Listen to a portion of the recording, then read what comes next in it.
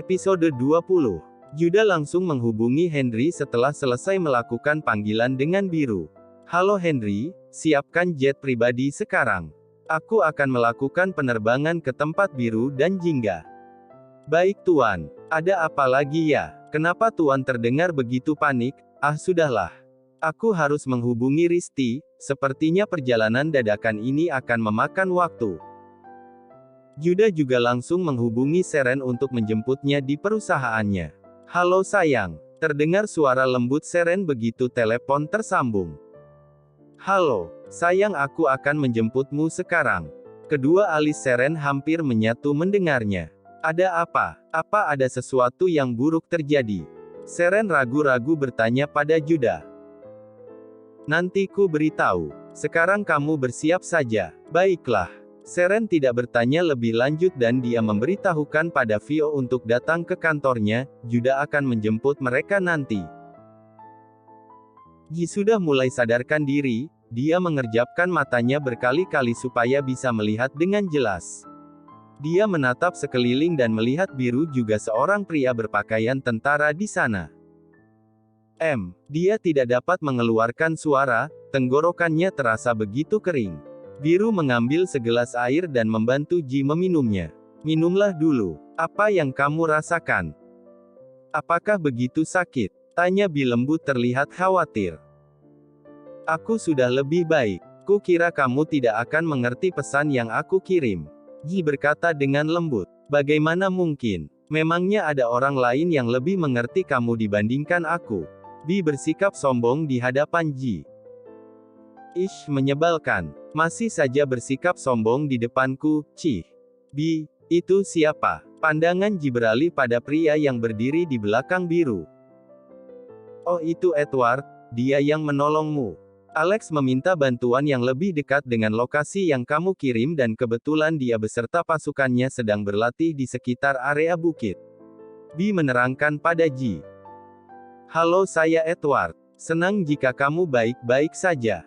Terima kasih telah menolongku. Aku tak tahu bagaimana jadinya jika tidak ada kamu yang menolongku. Ji tersenyum dengan lembut. Meskipun wajahnya masih terlihat pucat, tapi senyumnya tetap mampu menyihir Edward. Edward dibuat terpesona oleh kecantikan Ji. Wow, sungguh cantik. Bagaikan bidadari. Bi, apa kamu sudah menghubungi Sela? Kurasa dia akan pura-pura sedih dan panik saat ada orang lain mulai menyadari bahwa aku tidak ada bersama mereka. Biarkan saja Ji. Kita akan urus dia nanti. Permisi, maaf mengganggu percakapan kalian. Karena nona ini telah sadar. Saya akan pamit undur diri, saya harus kembali ke pangkalan militer. Potong Edward di antara percakapan kedua saudara itu. Oh, baiklah. Sekali lagi terima kasih banyak. Edward menganggukkan kepala sebagai balasan dan meninggalkan ruangan Ji. Ji, Mami dan Papi akan datang kemari. Mereka begitu panik ketika aku memberitahukan keadaanmu. Kenapa kamu memberitahukan keadaanku kepada mereka? Mereka pasti khawatir. Mau bagaimana lagi? Aku menghubungi Papi untuk menanyakan tentang Pak Malik itu. Ternyata sudah Papi bereskan lebih dahulu. Jadi lambat laun Papi juga akan tahu keadaanmu. Yah, mau bagaimana lagi? Papi dan Mami pasti sudah dalam perjalanan menuju kemari. Judah, Seren dan Vio sudah tiba di bandara internasional.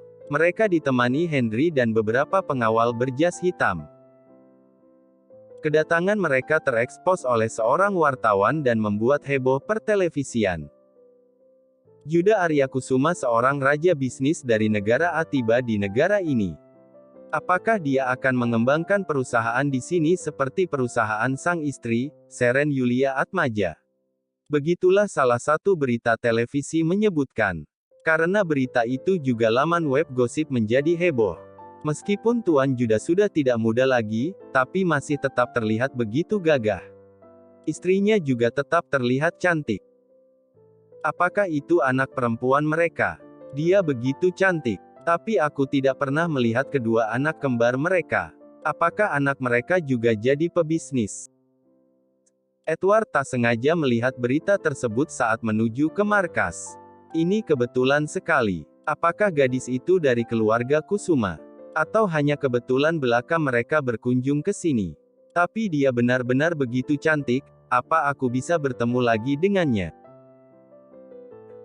Juda dan yang lainnya langsung menuju rumah sakit tempat Ji dirawat, mereka berjalan menuju kamar Ji yang telah diberitahu oleh Bi sebelumnya. Juda berjalan dengan menggandeng Seren, di samping Seren berjalan Vio dan Henry beserta pengawal mengikuti dari belakang. Karena kedatangan Juda yang memiliki aura kepemimpinan dan sangat mengintimidasi bak seorang raja itu, mereka menjadi pusat perhatian. Semua mata tertuju pada mereka. Bahkan para dokter di rumah sakit ikut sibuk menyambut kedatangannya.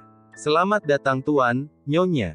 Jika Tuan menghubungi pihak rumah sakit terlebih dahulu, kami pasti membuat persiapan, kata direktur rumah sakit.